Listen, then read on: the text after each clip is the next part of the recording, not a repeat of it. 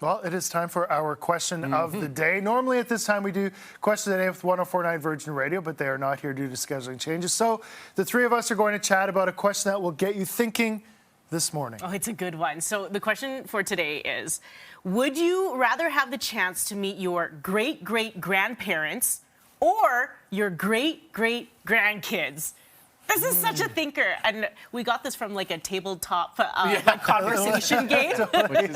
Which is good. I think my inclination is to go forward in the future. Sure, to go see yeah, because curiosity. Yeah. The more I think about it, I think you can gain a lot of perspective by going back, and I think it would be fascinating to see great-great-grandparents, what life was like. For me, all of them, no matter what branch of the tree, lived on a farm somewhere, and life was hard. Really hard. And I think we can gain a lot of perspective going backwards and seeing how life was for a lot of people just to make it. Agreed. Yeah. And you can deliver and say, hey, it's going to be fine. Yeah. We're fine. Yeah. We're fine. But you can learn a lot from your family by going back. So I would go backwards. Yeah, I would say the same, because I think you also learn a lot about yourself in your parents, your great-great-great-great-grandparents. And for me, my great-great-grandparents would have been pre-war Vietnam, before 1955, before anything happened. And they also farmers, but back in Vietnam. And I would love to know how they raised kids back then without all of the fancy gadgets and gadgets we have these days. They put them to work. They put them to work. That's why you had kids back in the day, I guess. But yeah, I would love to meet my great-great-grandparents.